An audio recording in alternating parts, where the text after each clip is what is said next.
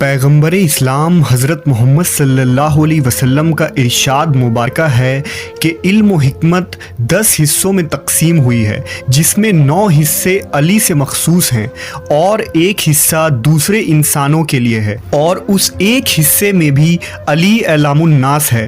खुद हज़रत अली अलैहिस्सलाम का फरमान है कि सलोनी कबल अन तफ़क़दूनी, यानी मुझसे पूछ लो कबल इसके कि तुम मुझे खो दो।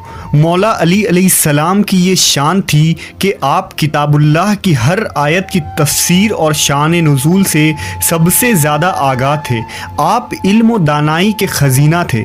हज़रत अली अलैहिस्सलाम के हर छोटे बड़े वाक़यात और क़िस्सों में मुसलमानों के लिए राह हिदायत और पैगाम मौजूद है, जिसका सरचश्मा आखिरी नबी मोहम्मद सल्लल्लाहु अलैहि वसल्लम के सुन्नतों से जा मिलती है। लिहाजा एक मशहूर वाक़या है कि एक दिन हज़रत अली इब्न अबी तालिब मदीना के गलियों से जा रहे थे कि आपने देखा कि कुछ लोग गैज़ व गज़ब की हालत में एक औरत को घसीटते हुए ले जा रहे हैं।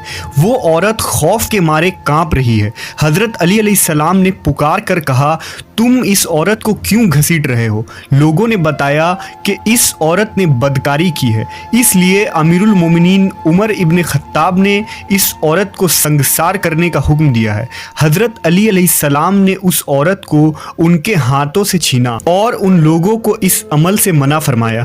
चुनांचे वो लोग हज़रत उमर के पास गए और हज़रत अली अलैहिस्सलाम के बारे में बताया कि उन्होंने उनके साथ ऐसा सलूक किया है। हज़रत उमर फरमाने लगे, हज़रत अली ने ज़रूर किसी बात के मालूम होने पर ऐसा किया होगा, जाओ उनको मेरे पास भेजो। लिहाजा हज़रत अली उनके पास तशरीफ़ लाए। हज़रत उमर इब्न खत्ताब ने उनसे पूछा, आपने उन लोगों को क्यों वापस कर दिया और उनको इस बदकार औरत पर हद कायम करने से मना क्यों किया?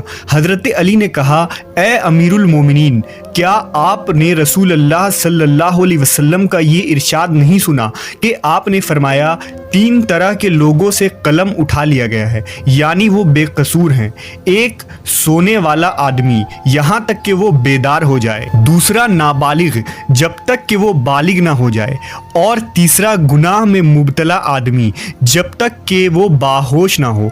हज़रत उमर ने फरमाया कि हाँ, मैंने रसूल अल्लाह सल्लल्लाहु अलैहि वसल्लम से ये सुना था। हज़रत अली ने मुस्कुराते हुए फरमाया और कहा कि ए अमीरुल मोमिनीन, उस औरत को कभी कभी दीवानापन का दौरा पड़ता है, तो ये ऐन मुमकिन है कि वो आदमी उसके पास उस हालत में आया हो कि उसे दीवानापन का दौरा पड़ा हो।